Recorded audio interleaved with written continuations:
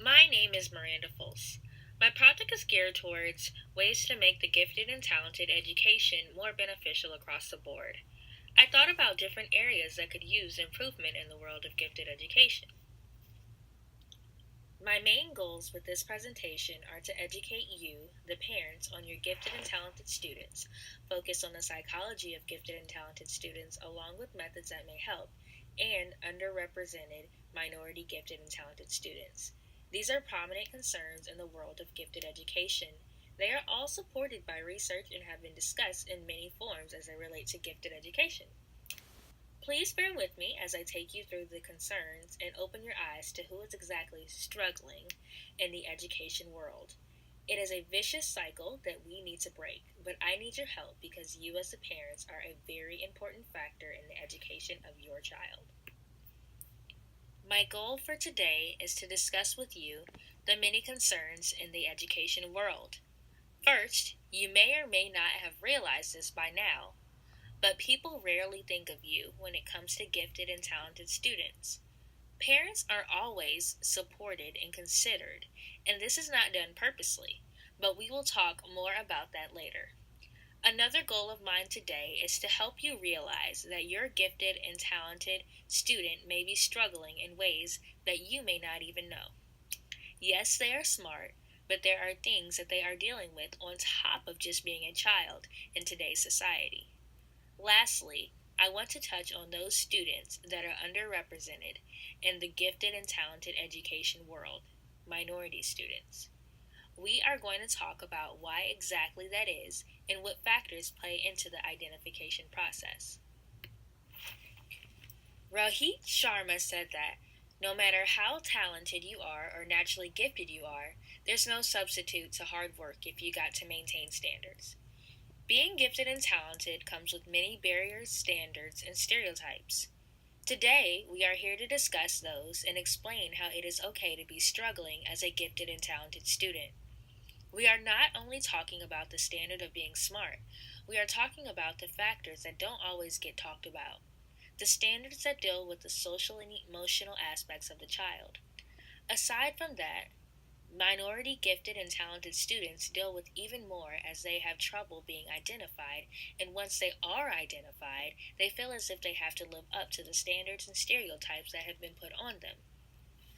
Many researchers have brought up these concerns supported by research and evidence in many different ways. Researchers such as Lohman, Cross, Reese, and a host of others have all questioned centered around these concerns in order to guide their research. According to them, these concerns have been around for many years, affecting the gifted education world. Many myths have played a role in contributing to the concerns, standards, and stereotypes centered around gifted education. You will hear about all of that as we go through this presentation. There are many stereotypes associated with the gifted and talented child. The National Association for Gifted Children lists many myths and truths about the gifted and talented child.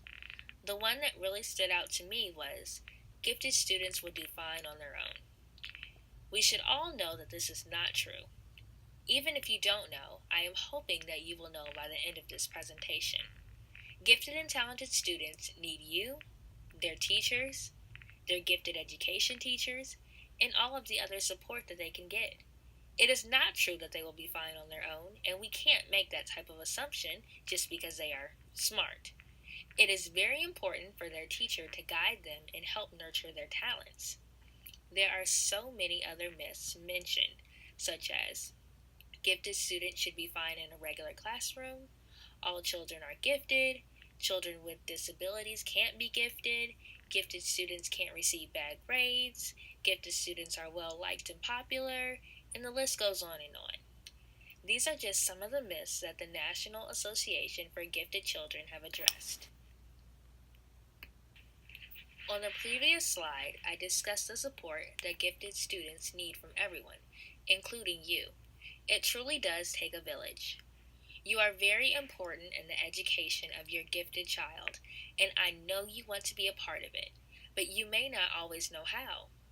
You didn't have to be gifted in school, you didn't have to make the best grades, but you can still play a vital role in your gifted child's educational career.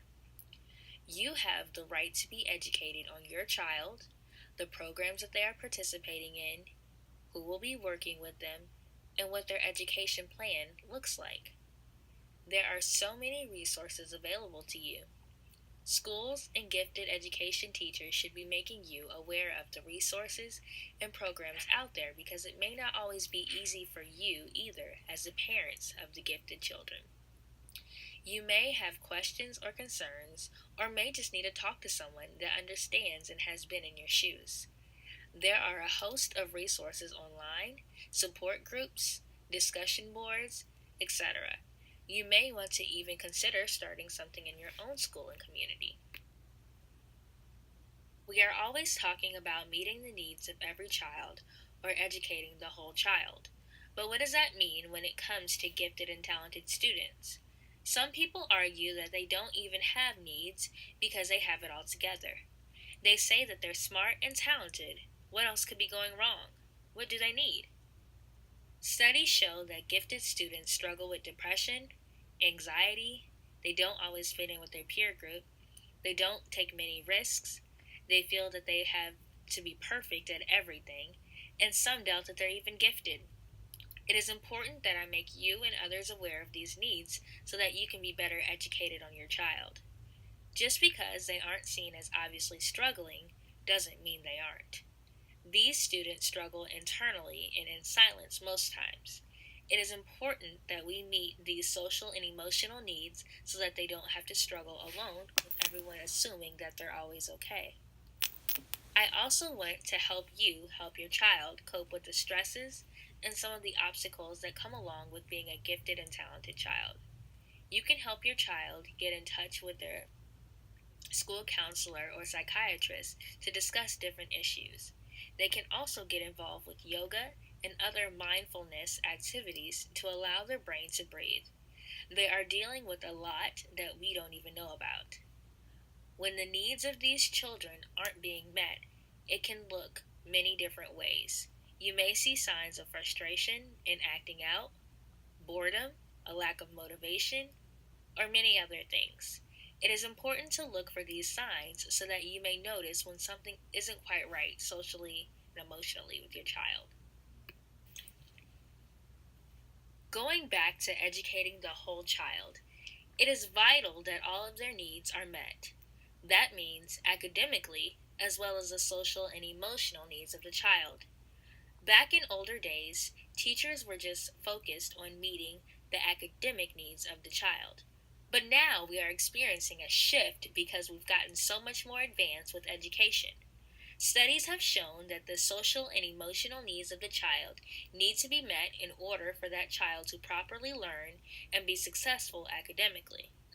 For instance, if a child doesn't feel safe at school with their teacher, they're not going to be able to learn from him or her. If a child is tired and hasn't eaten, they're not going to be able to learn and focus on their work that day. If a child has bad anxiety and has trouble making friends, that is going to affect the way that they participate in the classroom and in discussions. As they grow older, they will be afraid to take risks and carry this anxiety along with them. This is a very important aspect for the gifted education world. David Lohman conducted research on gifted minority students. However, they're rarely even getting identified. They are so underrepresented in the gifted education world. They aren't being identified because of the many factors that go into being gifted and talented. In Lohman's aptitude study, he discussed how the selection policies used by some schools suggested that the variables that predict future academic success are far different for the minority students than the majority. This is already a negative connotation that is associated with gifted minority students. Why are we looking at them differently? Why are certain kinds of tests better for minority students? Why are we labeling them as incompetent? Why don't we believe that minority students can score just as well, if not better, than majority students? These minority gifted students cannot have all of their social and emotional needs met if it is, one, hard enough for them to get identified, and then when they are being crippled and seen as a charity case because some people think that they are incapable. We need to advocate for them so that they are measured and represented in the same way. You now have the facts. Now, what will you do with them? Now that you have the facts and research to support the concerns that are present in the world of gifted education, what will you do with them? This should give you more insight on the social and emotional needs of your gifted and talented child, whether they are minority or not. Even if your child is the majority, I wanted you to have some insight from the minority gifted and talented aspect and perspective. I want you to be able to empathize with the parents of those children as well. Get involved with those communities and groups that are just for you. I want you to be involved with parents like yourself so that you don't feel alone because these concerns are real.